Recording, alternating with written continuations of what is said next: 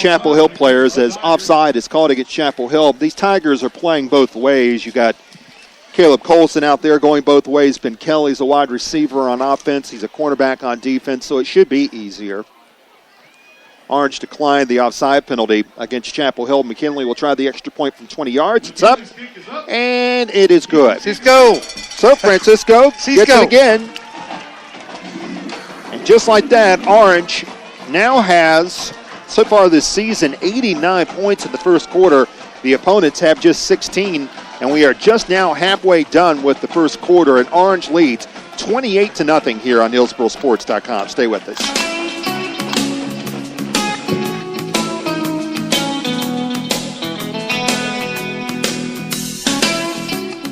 If you need flowers for that special occasion, look no further than the Flower Patch in Hillsboro. A family-owned and operated business since 1982, the Flower Patch delivers in Hillsboro throughout northern Orange County, including Cedar Grove, Efland, and parts of Rougemont and Hurdle Mills. Stop by their shop in North Churchton Street and check out various gifts, including candles, vases, frames, scarves, jewelry, and novelty signs. Go to flowerpatchhillsboronc.com today for more information. The Flower Patch. Send a little sunshine today.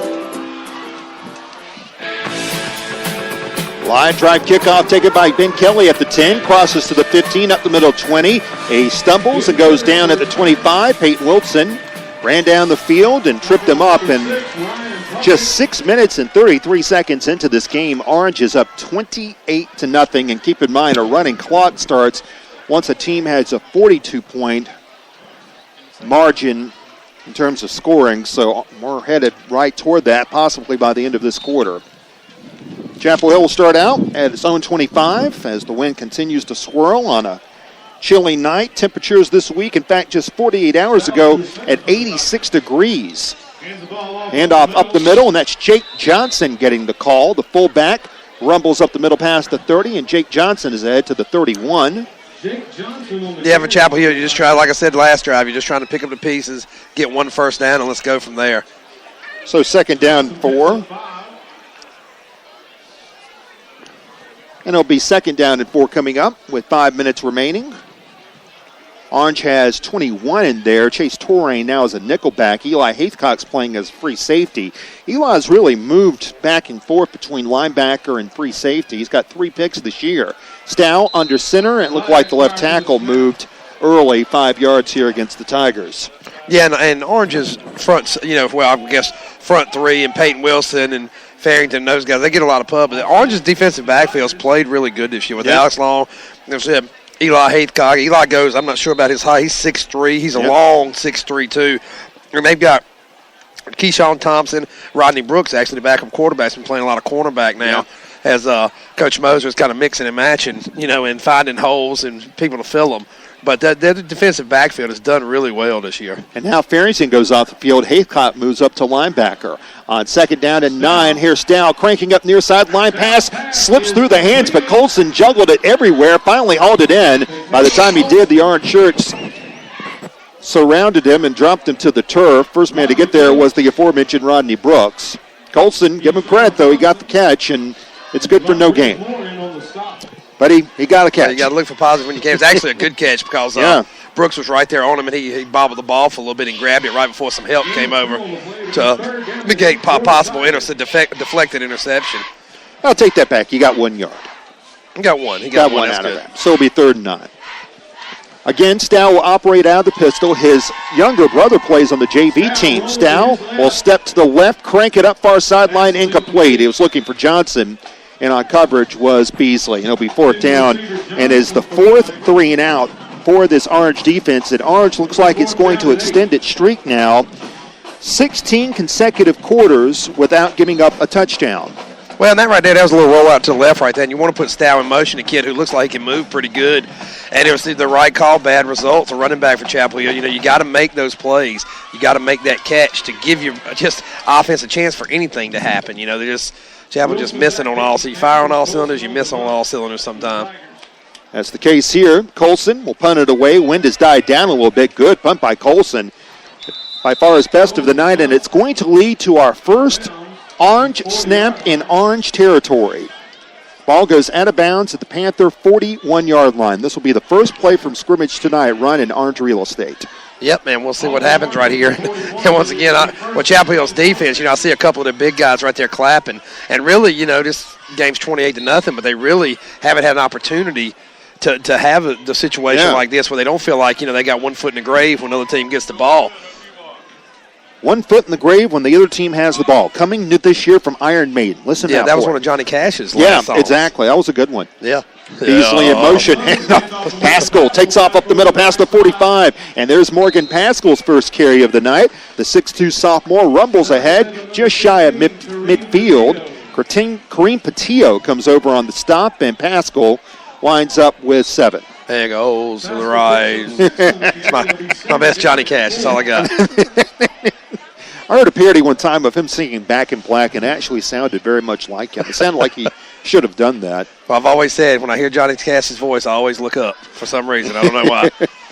And Pascal will take it again up the middle past the 50 to the 45, and he runs into the Chapel Hill secondary, stopped at the 40-yard line. So Morgan Pascal adding some numbers up. And I might be wrong, Jeff, but 65 for Orange they got it listed as Shea Hoffman. Is that Shea Hoffman? That's right. Okay, he might have had a uniform change or something, but he threw a great block right there. And Orange's offensive line looks as good tonight, Jeff. And Chapel Hill's defensive line looks a little outside, so maybe they should be doing it, but they're really blowing off the ball with a snap. Nate Wise is in there. Beasley goes in motion. He'll get the toss on the sweep. Running left, got blocks to the 35, out to the 30. Beasley, 25, 20, 15, to the 10. Shakes off the tackle to the 5. Tried to dive for the corner of the end zone, but they say he stepped out of bounds at the 3. What a run by Marvante Beasley. Yeah, that was a great run right there, Jeff. He had players in front of him, Chapel Hill players, about the entire run right there. He broke 3-4 tackles, and he was just about ready to dive for the end zone and stepped out of bounds about the 4. And these Chapel Hill defensive backs, they look really undersized, and they also don't look real interested about being out there. They're trying as hard as they can right now, but Chapel Hill is an undermanned unit. Now it's 1st and goal. Puckett enters the game as the fullback. Beasley and Pascal will go in as the wingbacks. Wilson is to the near sideline as a wide receiver. The toss. Beasley looks for room, forced out to left, and he's going to be bulldogged out of bounds. Good play along that near sideline by number 11. That's Brandon Hunter-Toney who made the stop. Yeah, Chapel Hill strung it out right there. Beasley probably made the first mistake of the night for Orange right there. He had a lot of room if he would have cut that back inside. He tried to swing it around the left side right there, and Chapel Hill's defensive backs had that play really strung out where it wasn't going to be much yardage. So he lost 3 out of that to make it 2nd and 7. 28-0 Orange. 2:24 remaining here in the first quarter. Orange has it 2nd and goal from the Tigers 7. Again, Pascal and Beasley will be the wing backs, and Puckett is the fullback. This time Pascal in motion. They'll have the handoff. Running to the left, it is Beasley who can't get any traction at all as he was hit by Alex Dow. We told you that a lot of players are playing both ways. That's the quarterback playing linebacker for Chapel Hill, and he made the tackle. Yeah, that's a good little push right there by Chapel Hill. They're trying to get a little bit of a goal line. That might sound silly, but if you're Chapel Hill, you're looking for anything positive. Orange got the ball at the 4-yard line and threw. This is now 3rd down and goal, and they've actually lost 2 yards. So a little bit of a light thing that Chapel Hill can maybe build on. They'd love to have a way to build up here their defense and build some confidence going into their final game in a couple of weeks against Northwood. Out of the double wing, Schmid will throw. It's got Puckett. He'll chuck it up in the air. What a catch in mid-air made by Cody Evans. Touchdown Orange. Oh, Cody got up in the air and hauled it in for his 5th touchdown of the season. Yeah, Cody right there. He did a slant across the middle right there, and Jackson Schmidt right there was very patient. He let the play develop. Cody was far on the right side. He cut down the middle, and I believe it might have been Peyton Wilson coming out to the right, and he waited for him to clear out, threw it up, and Cody Evans showed you what he could do right there. He was 9-10 feet up in the air trying to catch that ball, and that was another good pass by Jackson. He threw it up there. He knew his man would get it. And that's his 3rd touchdown pass this quarter. Cisco. Francisco McKinley adds the extra point. It is 35-0 Orange in a blowout here tonight at Almond Stadium. Stay with us for more on HillsboroSports.com.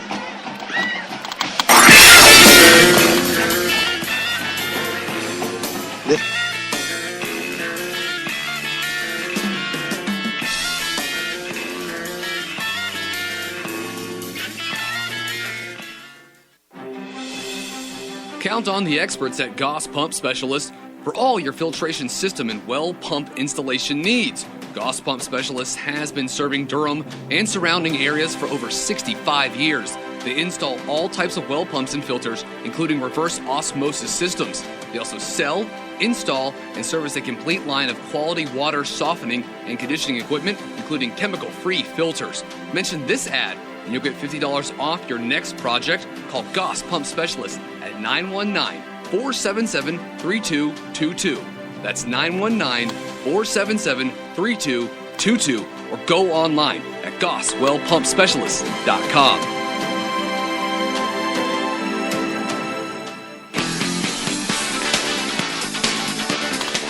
Touchdown drive for Orange is their longest of night, a 59-yarder. 6 plays. Ravante Beasley had a 36-yard run, and it ends with a 6-yard touchdown pass as Jackson Schmidt threw to Cody Evans, and Orange now leads 35-0. We are not done with the first quarter yet, and Chapel Hill's got the ball first at 10 after the return by Ben Kelly. They inherit it at its own 23-yard line. Got a score that folks might be interested in. But first, Alex Dow about to take the shotgun snap. Play action fake. He'll step to the left. Looks go down the field. He'll chuck it up, and it's nearly picked off by Alex Long. He was looking for Caleb Colson. We got a flag down back at the line of scrimmage. It is Northwood leading Southern Durham 7-0 at the end of the first quarter. It's going to be a hold called against Orange. So, Chapel Hill has not had a first down yet tonight. They'll get one here via the hanky. Jamie, you didn't. You, I guess, had a chance to see the Duke game last week against Louisville. How well did the Blue Devils play? Well, they played really good, Jeff. They did. I don't know if anybody's ever watched games where basically they run the play clock. Remind me of the Orange Southern game here last year. Duke just had a game plan and just ran it perfectly. They didn't snap the ball even with the clock stopped. They didn't snap the ball until it was 5 seconds or less under, and it really not only frustrated Louisville, but it wore Louisville down. Yep.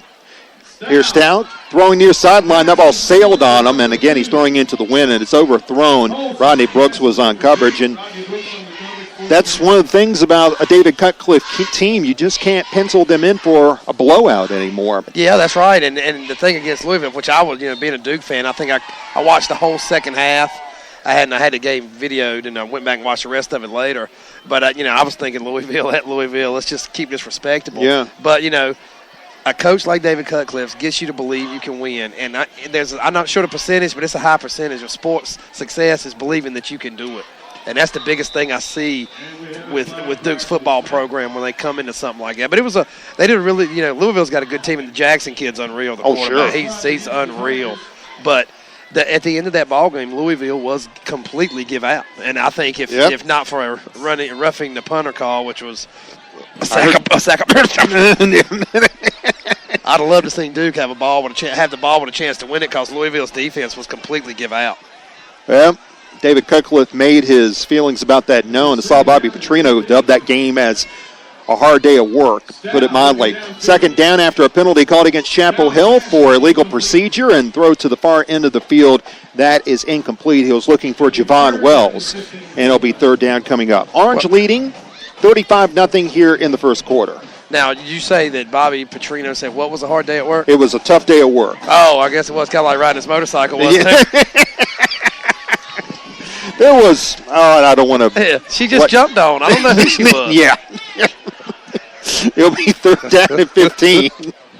There was a great line about that I'll mention in just a moment. First of all, Stow meeting pressure from behind, throws, and the pass is caught. Jake Johnson is hit immediately by Peyton Wilson, and he goes down. That was a bubble screen that Peyton Wilson blew up. And Jake Johnson made the grab, but it goes for nothing. And for the fifth time this quarter, a punt coming from Caleb Colson. And I got to ask you a question, Jeff. What did you think of Goldberg's return? I thought it was very good. Wrestling it was great to see him again, and I always thought he was an underrated interview, and I thought he gave a great one. It was a good, heartfelt interview, which you don't see very much nowadays in the WWE because most of the interviews are scripted. He gave a very good one. Now, Colson will punt the ball away, left to right, gets away a high one, not very far. It will bounce shy of midfield. It'll roll over the 50. and we'll roll down at the 45.